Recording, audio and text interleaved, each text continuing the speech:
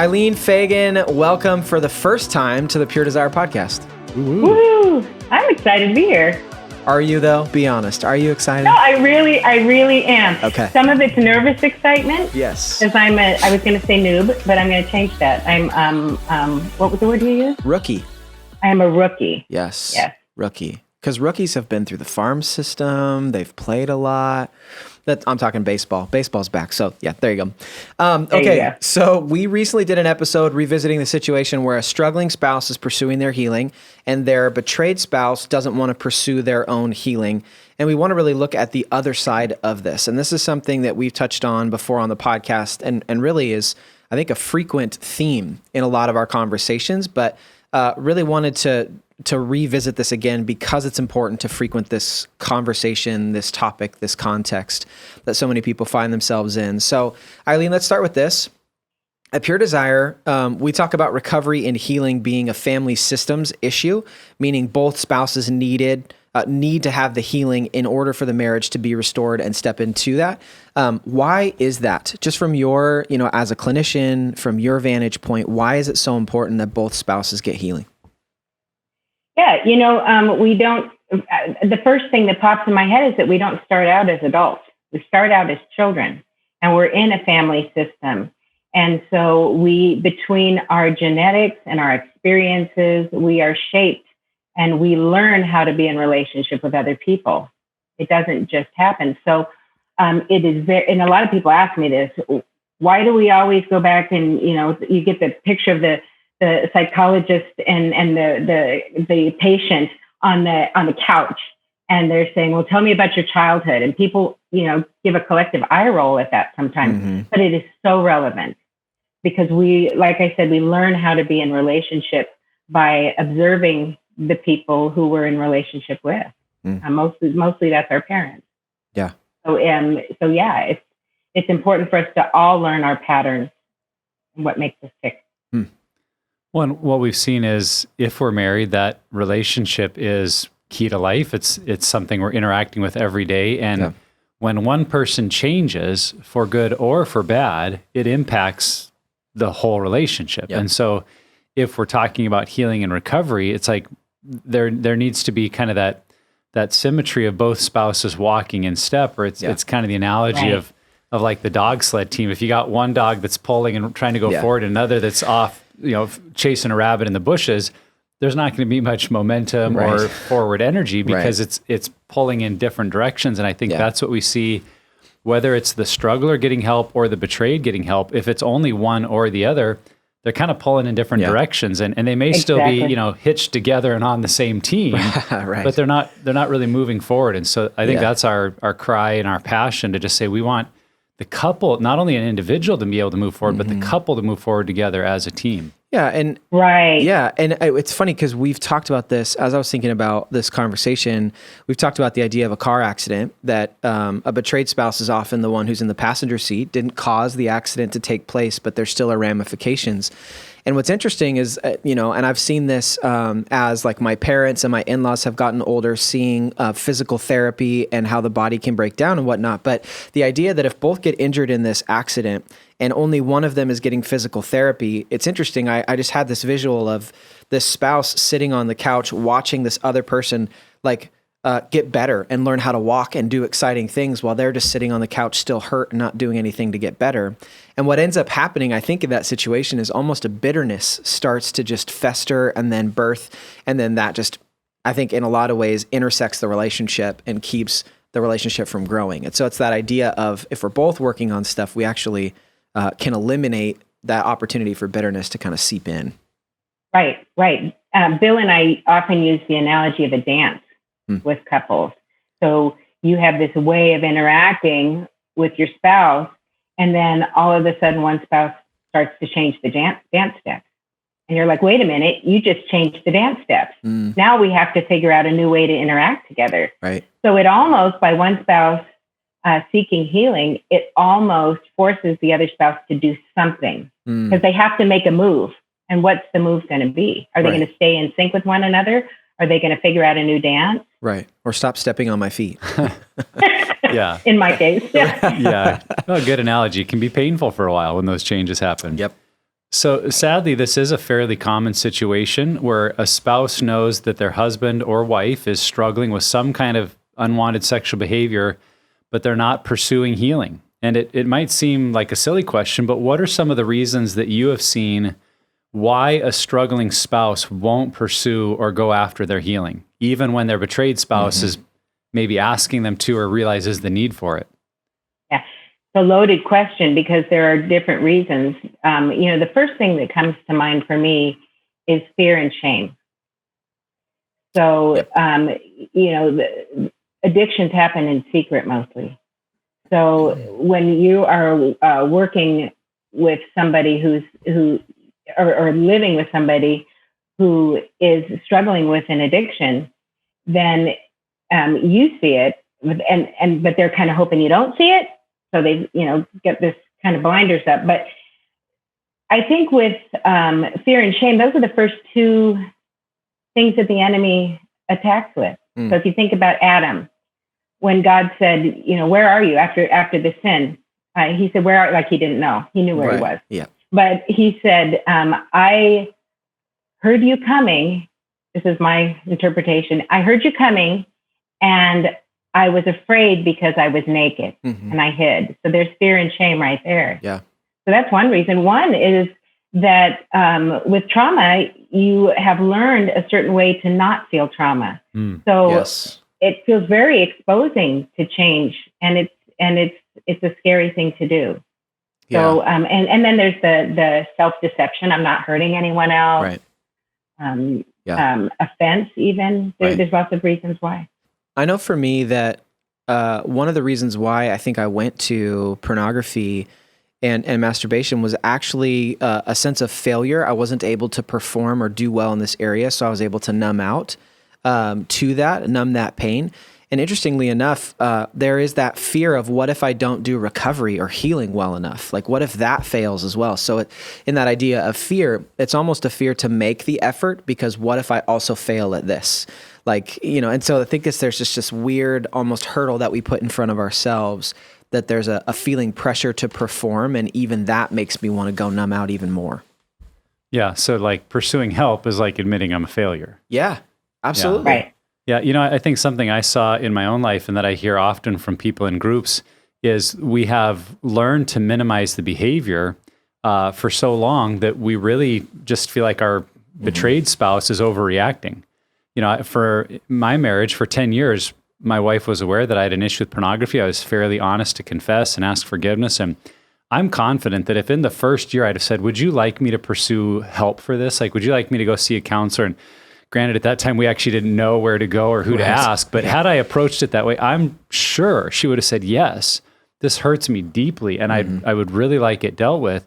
But I continue to stay stuck in that place of, well, you just don't understand. And it's a guy thing. And I don't know why you're so hurt because it's not even about you. And I was using those rationalizations to not get help. And it really was a turning point for us when I realized that the problem wasn't that she didn't understand. The problem was that I didn't understand. That's good. That I really had a failure of empathy, a failure to take seriously her emotions, her feelings, and what she was saying, because I was so stuck in minimizing my own behavior. And so I think for a lot of those who struggle, we've maybe become too comfortable with the garbage in our lives, and when someone else is overreacting, like, whoa, you're like, you just don't get it. And there's structure to this. It has form to it. It's like the teenager, right? Whose room is just an absolute disaster. Like, but I know where everything is, and I like it that way. And it's like, if you would make changes, it'd be so much better. Right. But I think that's really where we need those moments to see whether or not I can understand this in my reality. I need to embrace that it's your reality. And if this is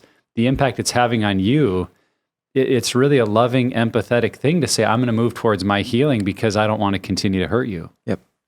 Right. And you hit the nail on the head that addiction is very much a self-centered. It's an indication that we're stuck. Michael Dye uses the term spiritual stagnation, and I get this picture of a pond.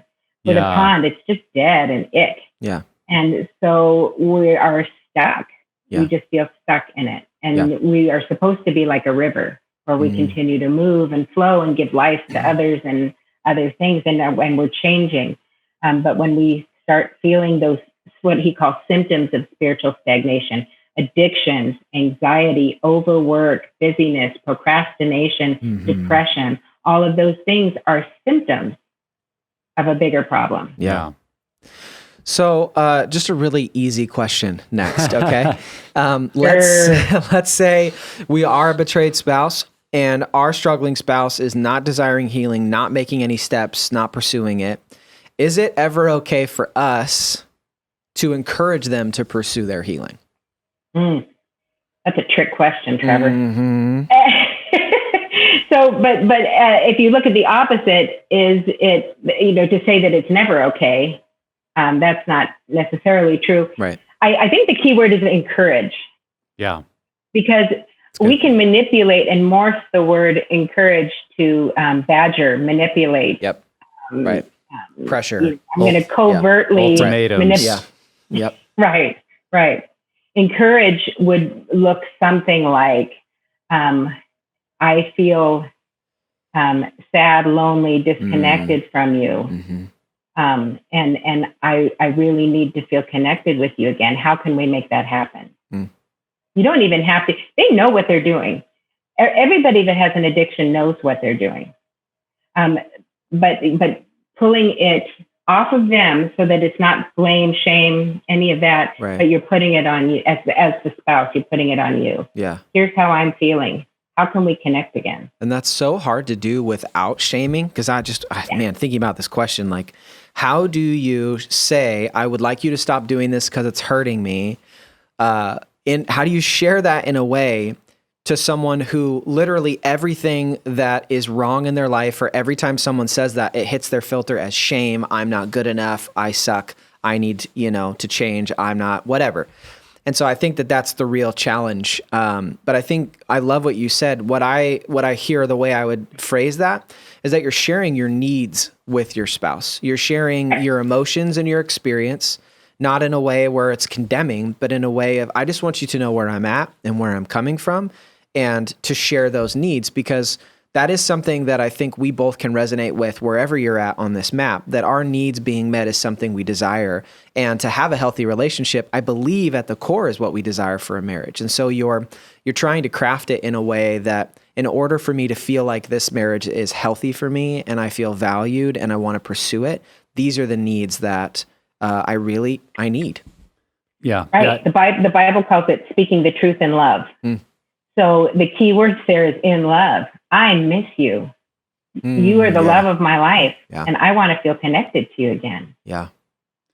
Yeah, I think it's absolutely important that betrayed spouse shares the reality of how they're feeling, what they're experiencing, and asking for help and change. Again, not, as you said, Eileen, not to badger or manipulate, but to ask for, I don't want you to continue to make me feel this way, because it makes it difficult for us to have a relationship. And it really becomes the foundation, and maybe Eileen's going to talk about this later, so I'm stealing her thunder, and if so, I apologize, but it really becomes the foundation for the betrayed spouse of our recovery action plan, a way for them to really analyze, what am I able or willing to put up with in our relationship, and what can't I? To give that spouse a voice and a sense of empowerment to say, if you choose to do these things and engage in these behaviors, that's your choice, but I want you to know it makes me feel unsafe, and we're not going to be able to be physically intimate for a period of time until this has changed, or I'm not going to be able to share a bedroom with you, or we're not going to be able, in certain situations, even to live in the same home any longer, because I'm going to need physical space to feel safe and to work through this. And I've had many, many men come into group that's their starting point. It's like, well, my wife's angry and she says if I don't change, she's going to leave me. And their attitude honestly is not great. And I look back, my attitude was not great when I started. It's like, I'm doing this for her and she's blowing it out of proportion. But we've just seen so many times that even if that's what gets someone started, like it can be enough to get them going and get the blinders off and to see, wow, I'm really doing this to my spouse. And over time, their motive changes. But I think that recovery action plan is really a key tool that this betrayed spouse isn't like forcing will change or else, but is able to say, you can continue to make your choices, but you need to know that your choices will have consequences in terms of my ability to be in relationship with you. And so that becomes often the encouragement for then the addicted or struggling spouse to go, oh, I don't want that. And so I guess I better deal with this. Yeah. Right. It's not a punishment. You know, what you're speaking about is boundaries. Yes. That a betrayed spouse has to have rock solid boundaries. Yeah. So, and the consequences are just that. They're not punishment. Right. It's a consequence. This is what I can live with. Yeah. This is what I need to feel safe. Right. And this is what will happen if my boundaries are violated. You can wiggle the fence, but you can't cross it. And it's so funny because I think, I don't believe that this is like outright taught, but there's this implication in the church that to be gracious and be loving is to allow people to live in sin and just wear it and not draw boundaries and not, express your needs to be safe or to be healthy. And I think that oftentimes, I've never been a betrayed spouse, but here's my guess. There are people who are listening right now who are betrayed spouses that feel this pressure to minimize their own betrayal in order to honor or be gracious or be loving to their spouse. And what Nick and Eileen are both talking about, the idea that these consequences or these realities that come from this unwanted or this harmful sexual behavior have to be identified. They have to be communicated because addicts are living in denial.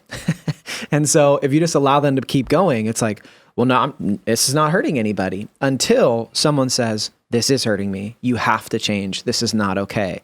So I think I'm hoping as I say this, that if you're listening and you're in this situation, it is very difficult to share your needs and express that and to call out what you see of unwanted behavior you see in your spouse. But it's that calling out, it's that encouragement, it's that bringing to light the reality of the situation that's going to motivate change. Absolutely. When you were talking about that in the church, the term Greasy Grace came to mind, where there's this slippery, that you can do whatever you want and God will just forgive you. And and for the spouses that are struggling, because the church is telling them, the Bible says don't deprive each other, and feeling like they have to be sexual when everything in them is traumatized, is completely unsafe. Yeah. So we've already talked about a number of these already, Eileen, but share a little bit more about the impact that you have seen in a family, in a marriage, when only one of the spouses is pursuing their healing after addiction and betrayal. And in particular for this episode, when it's only the betrayed spouse getting help and the struggler is not, what kind of impacts do you see on the family and the marriage when that happens? I think there's good and bad in that. The difficult part is it disrupts the dance.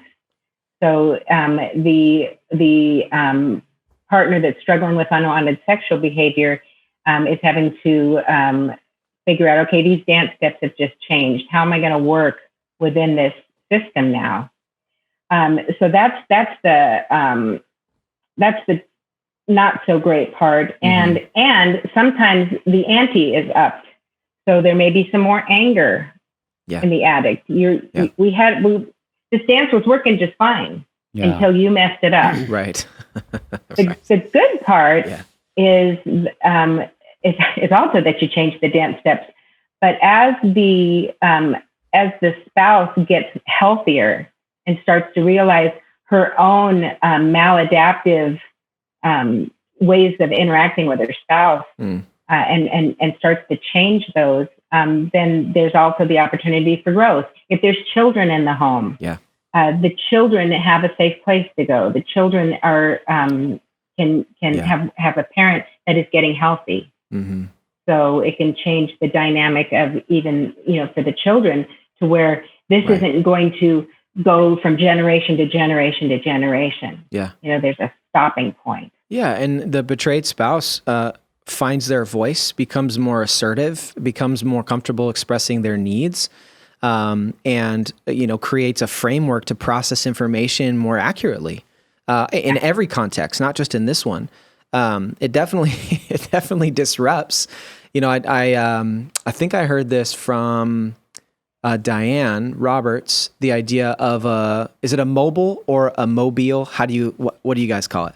The one that mobile. Okay, thank you. Mobile. A friend recently said mobile, and I'm like, no. I've always said mobile. No. Sorry. Okay. Well, To separate it from a mobile, like an automobile. Got it. Wait, Okay. No, that'd be automobile. Okay. That makes sense to me. Okay. So the listener, the thing that goes above a baby in their crib, that oftentimes families or marriages or cultures in a home are like a mobile/mobile. And once one person starts to get healthier, it makes it off kilter. And now it doesn't move like it used to before. And the family who's still in this unhealth looks at the one who's getting healthy and is like, get back in line. Like, we had a really good system and which is what you were talking about, Eileen. And so I think that we're going to run into that. But again, it just creates a lot of tools for someone to process life differently if they pursue their own healing. Yeah, absolutely. And in the book Facing Heartbreak, written by Stephanie Carnes on this very subject, she talks about the patterns, the dynamics in an addicted relationship that the spouse takes on. One of those is parenting. The sense of control. I'm going to tell you what to do and how to do it. Taking care of the addict, over-functioning, kind of doing everything. That's one. Another one is trauma bonds. So that speaks to spousal trauma, probably from childhood, where they're kind of reenacting the same dysfunction that they saw in childhood. Yeah, so interesting. Codependency, obviously, that's a big one. We talk about that one a lot. If I'm not okay, you're not. If you're not okay, I'm not okay. Yeah. And so my job is to make you okay, so we can all be okay. Right. And then the other one is the overfunctioning, the overcompensating spouse. That and this was me. This was my role. Is I did everything. I worked. And I did the finances. I was finishing grad school. I parented the children. I pretty much did I did the household tasks, the chores. And so I was reinforced for it. I was called Superwoman, a super mom, and boy, did that feel good. But then my body started to take a hit because I wasn't talking about it. Yeah. So I got an ulcer. I had to have precancerous cells removed from my esophagus. So it's going to come out some way. If you're not getting it out your mouth or your hands, or you're not talking about it, then your body's going to take a hit from all the extra cortisol and adrenaline. Wow. Yeah, and I think what you're speaking about there, Eileen, that I just want to highlight for listeners is how important it is if we are the betrayed spouse. Yes, we want to still try to have compassion. We want to think about how to be gracious, but at the same time, how to not interrupt or intersect between the hard work that God wants to do in the addict or the struggler's life, because it is truth that changes us. It is pain that changes us. It is consequences and guardrails that creates change behavior, even at that neurological brain level where our brain says, oh, I don't like that, and so I'll move towards what feels better. And so if a spouse is over-functioning, just quickly forgiving and say, well, let's just move on. And it's in a way jumping in front of those consequences so the addict doesn't feel them, and inadvertently can be perpetuating the system. And so as hard as it is, I appreciate how you answered it. Like, there are good things and bad things that happen, that it's good that you're finding healing. It's good that you're creating some pain in the marriage where the struggler's going, oh, this doesn't feel good. Like, that's a good thing. And if we can see it that way, that by not just taking away all the consequences from them, I may be able to encourage them towards pursuing their own health and recovery. Right. I didn't realize that I was standing between my spouse and God. Yeah. Wow. By doing what I was doing. Yeah. That's good. I'm gonna let that sit for a second. It's good imagery.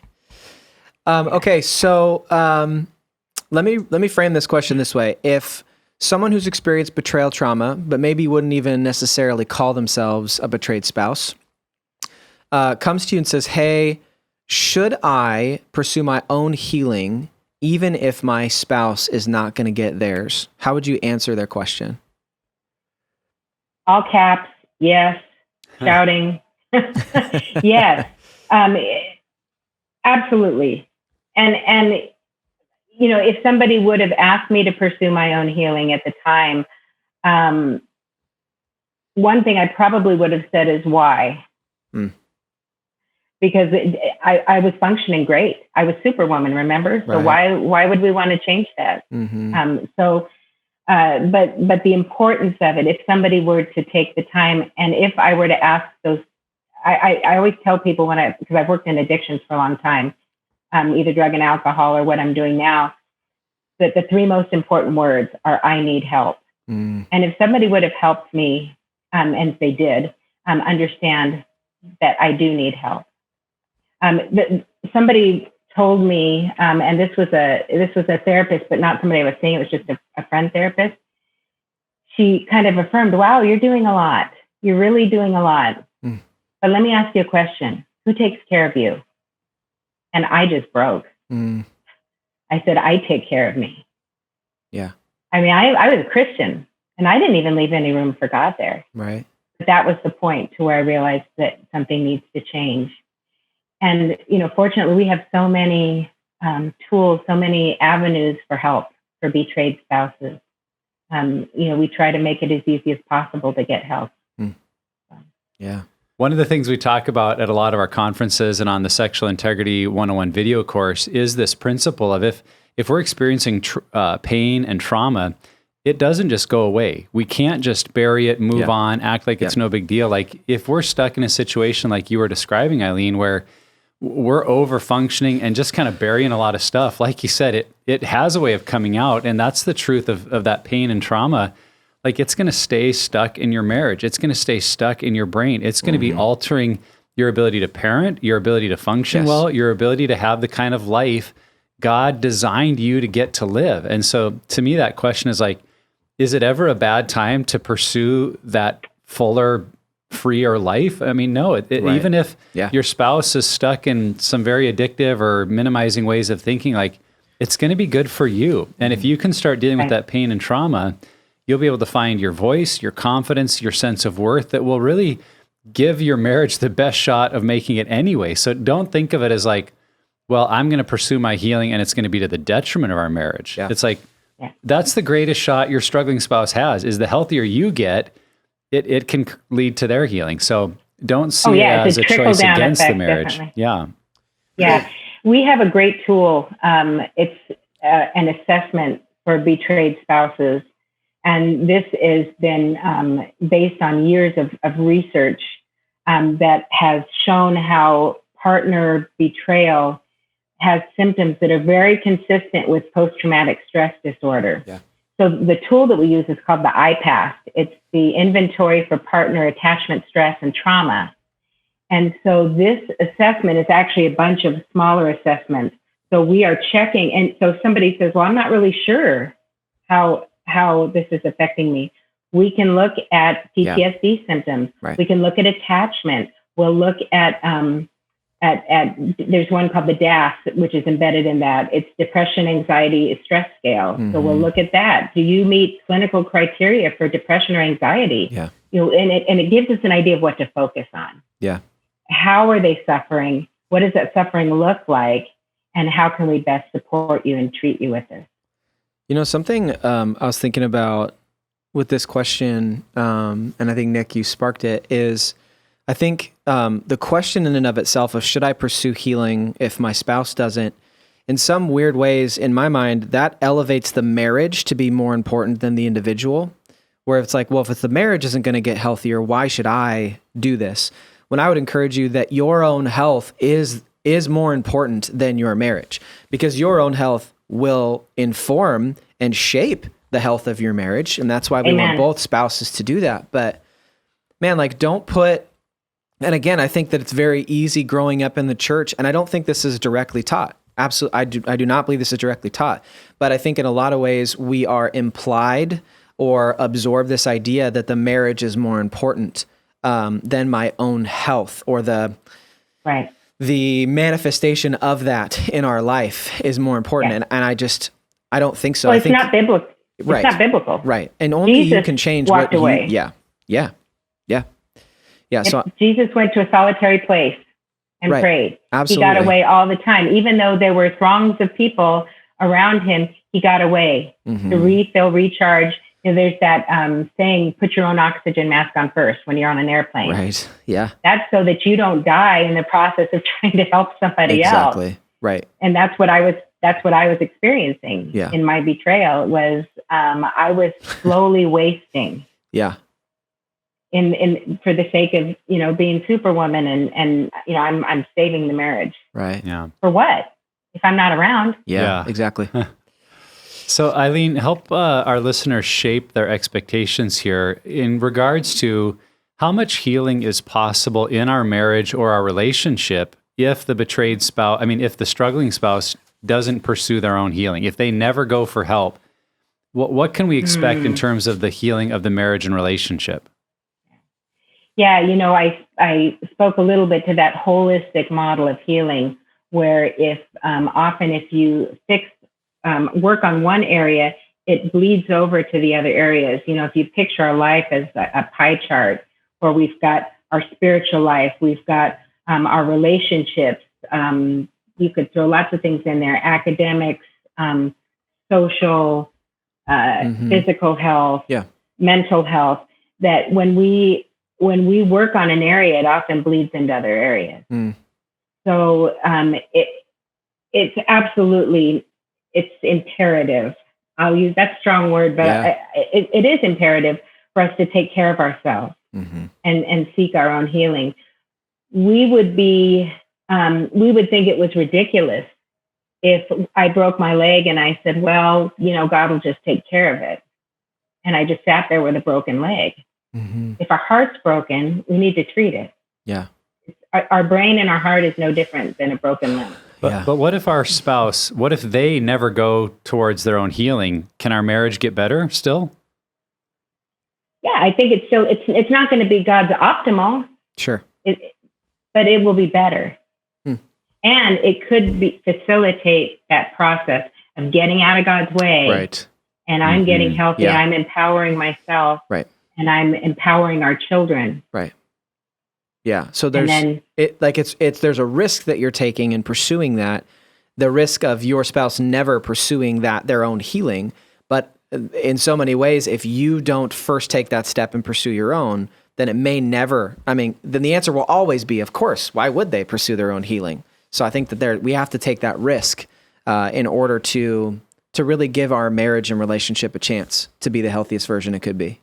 Right. And First Peter speaks to that. It talks about the spouse that is not obeying the word can be won over without a word from his wife when he sees her behavior. Yeah, it's good. So that becomes attractive. Jesus is attractive.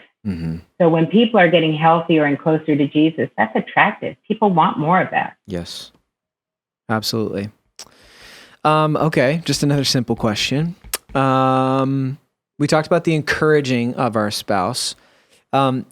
Is there anything that we can do to convince our spouse, our struggling spouse in this situation, that they need their own healing? We're getting our healing. We're pursuing our healing from betrayal trauma. Is there anything we can do to, and it's not coerce, it's not manipulate, but it's convince or show proof that they should pursue their healing? Is there anything we can do to facilitate that?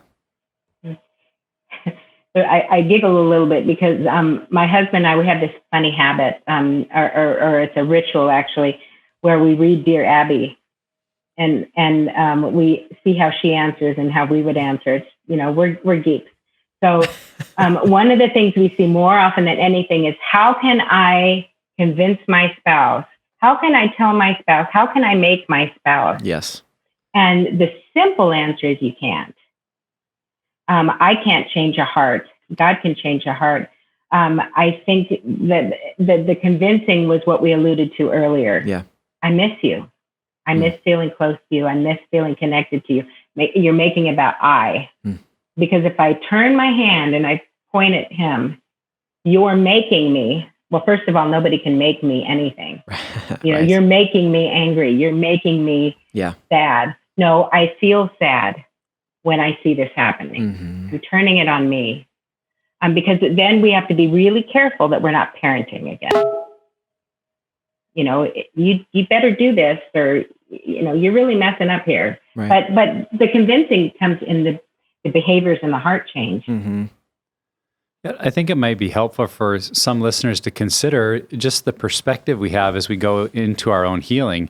Because if we feel like this is my permanent situation, I'm going to be pursuing health, they never will, it's always going to be a struggle.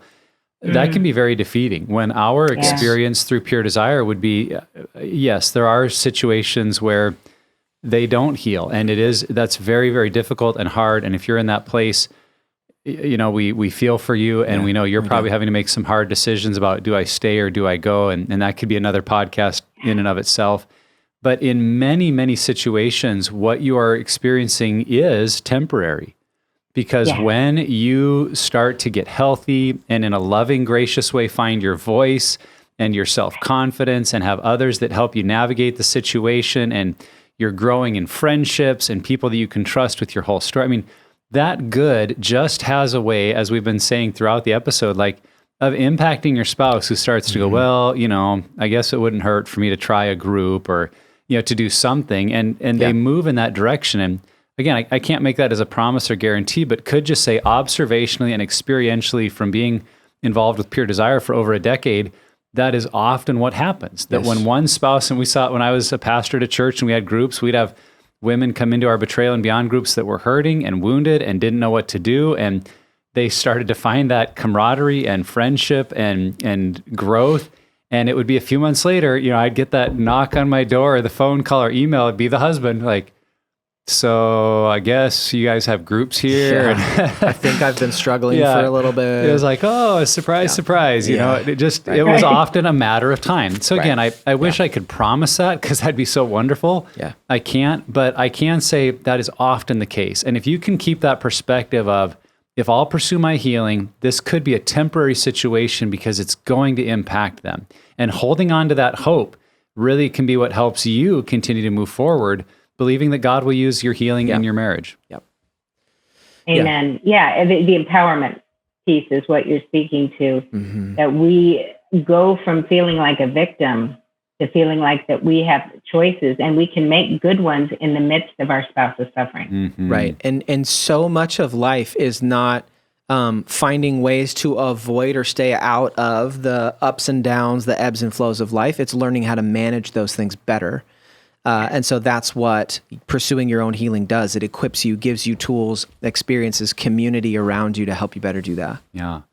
Yeah. So let's talk about one of those. I don't know, is the ebb the good or the bad? And is the flow? Let's talk about one of those ebbs and flows. That when there's this situation where the betrayed spouse is finding healing, making progress, it will very often trigger some anger in the struggling spouse or the addict, who will feel, why are you doing this? Or what, why did you change things? As we said, things were fine before. Right. How would you encourage that betrayed or hurting spouse to navigate or deal with the anger they're experiencing? Like, what can they do and what should they not do when it comes to their spouse's anger? Yeah. Yeah. Riding the waves. I was thinking about what one spouse said about, these waves that come with recovery. There's pain. There's sometimes anger, lashback from spouses sometimes. And what she said was, I can't change the waves, but I can learn how to surf. Yeah, and I really liked that. Yes. And it would be what we know about anger, especially, you mentioned anger, is that it's a secondary emotion. It's a protective emotion. Yep. Jenna Reamer-Smud talks about it being a firefighter. So if we can look at anger in a different lens and interpret it as, my spouse is struggling, and look at what's underneath the anger. John Gottman has this analogy of the anger iceberg. So as you know, with an iceberg, you just see the top part, but there's this monstrosity of a thing under the water. So anger is at the top, but underneath there's pain, rejection, trauma, disappointment, fear, all kinds of emotions under that. So if you can, as the recovering spouse, if you can say, I really hear your anger. I'm wondering what else you're feeling besides anger. Yeah. And they may say, I don't know what I'm feeling. And that's fine. Right. You can even suggest some things. If I could, and this is where empathy comes in. If I were in your position, I'd feel a little fearful. Like there's the threat of loss. Try to get under it. So you want to get under that anger. Right. So that's what comes in for me. Yeah. And that enters this new paradigm of thinking, because that first conversation, okay, let's say you start your healing and you're struggling, and the struggling spouse gets angry. and you're like, I hear that you're angry. What? And you ask the question, what is underneath that? And you get the like, I don't know. That's a dumb question. Leave me alone. Of course I'm, upset or whatever. Like, it may take a few conversations and a few interactions, but you've now entered into, you've almost like planted this seed of like, anger's not the issue. And I think if you continue to go back to that in an empathetic, and I think what we're talking about here is an understanding of what the struggling spouse, their inner world is like, what their inner dialogue is like, the shame and the fear that they carry often, which as a betrayed spouse is not an easy space or really a space you want to enter naturally. Like, of course I want to be empathetic to my spouse who's ruining our marriage. No, that's not a normal thing. But as you learn these tools, as you learn to manage your own health and do things intentionally, you can then start to reach out to your struggling spouse in these ways. And I think that is... If I felt from, and this is not my story of crisis entering my marriage because of my addiction, but if I, just thinking back to where I was in that space before I even got married, if I was married at that time and my spouse was empathetic and was trying to work to understand the inner workings of my world, I probably would respond in anger, but there is also something where I'm feeling pursued and I'm feeling like they're reaching out to me.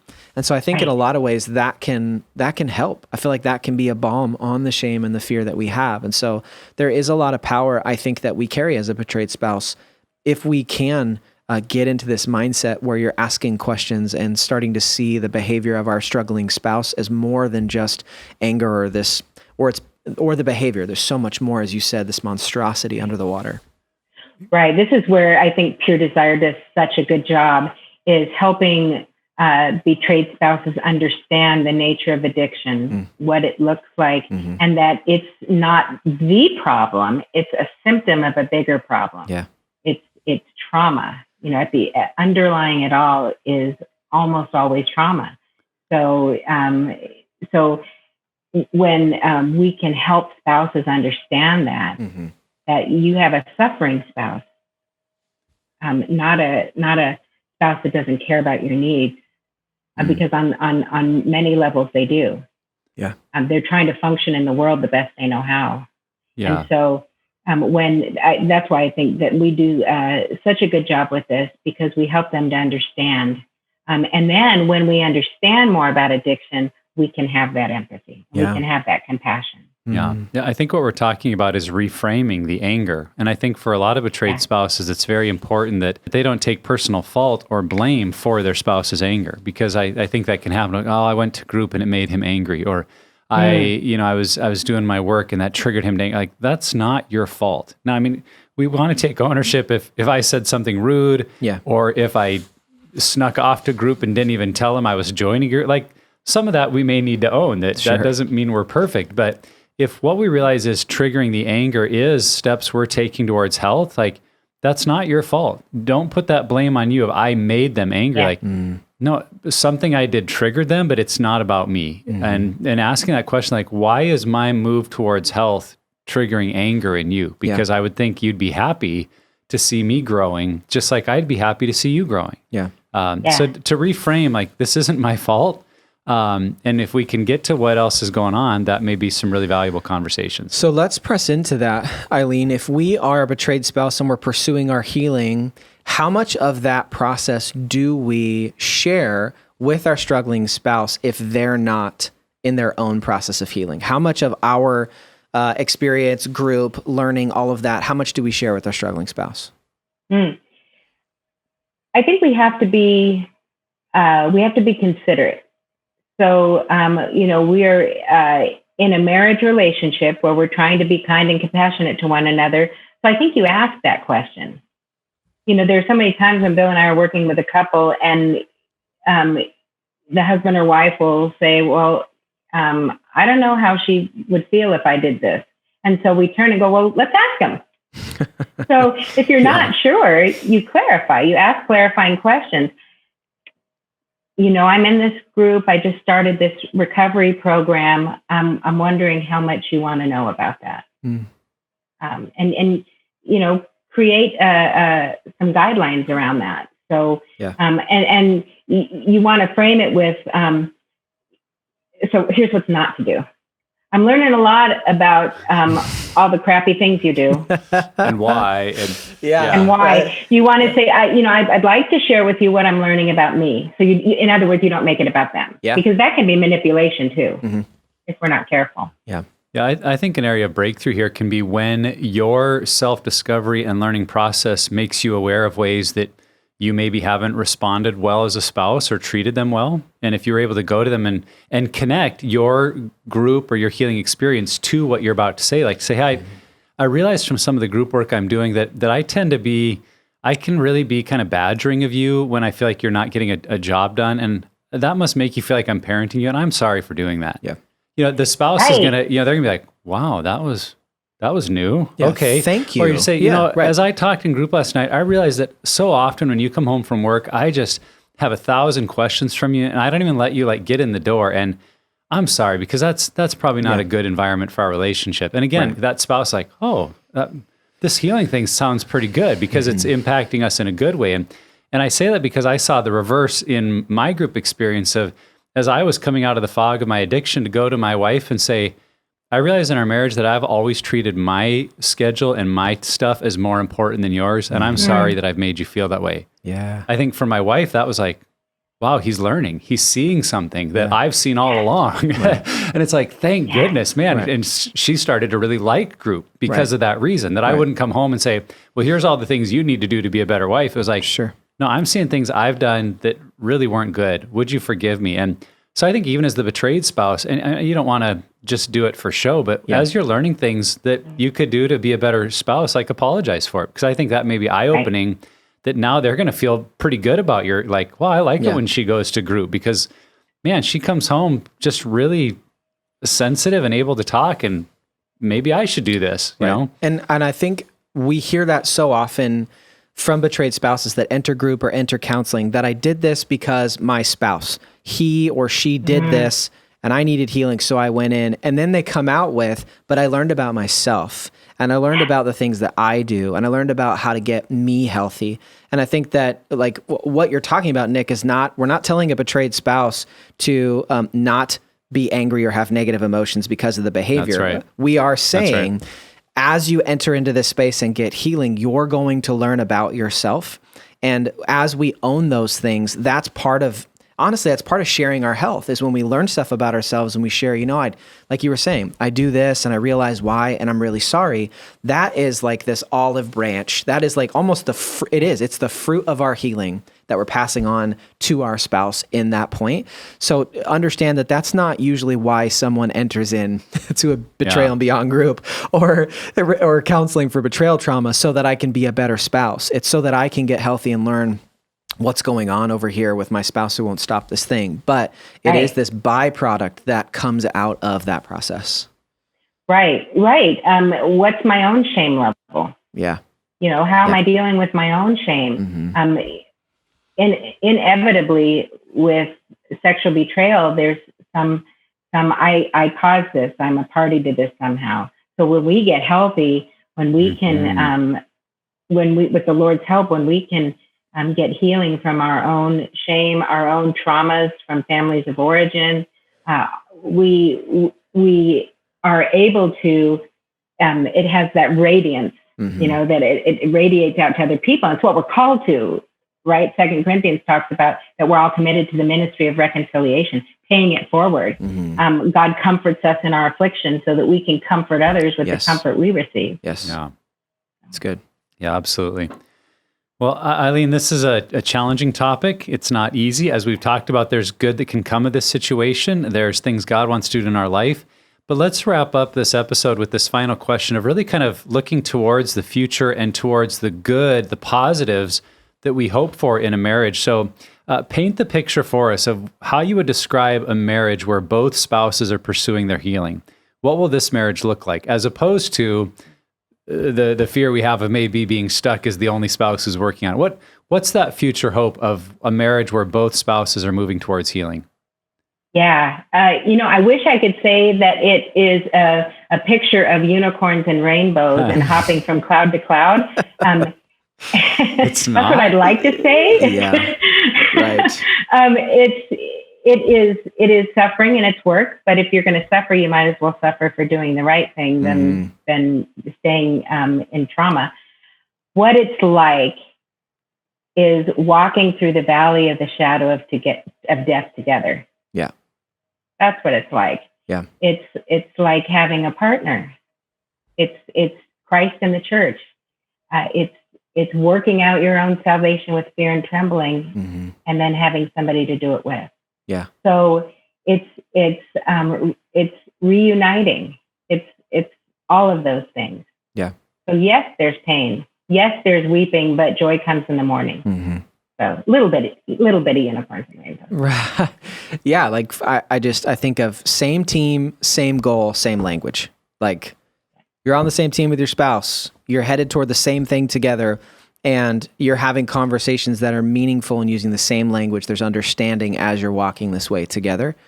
And I think something, and it's probably just because the season I'm in with two young boys, that your kids, their lives will be different if they witness this. Your kids, your grandkids, the legacy you're creating in your family, and we are working toward that unicorn and rainbows type of life or legacy if we can, but it is setting up your family with the tools and the lanes in order to pursue that.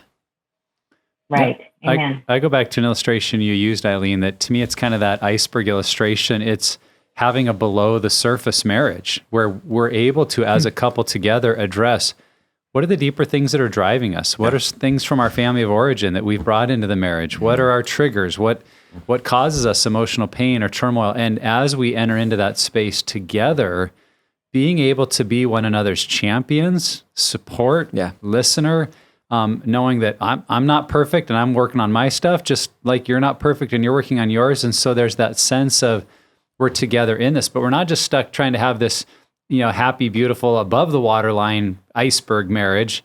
We're really dealing with the deep stuff. And it's just, like you said, it can be messy and hard, but it's very beautiful and rewarding in the long run. Yep.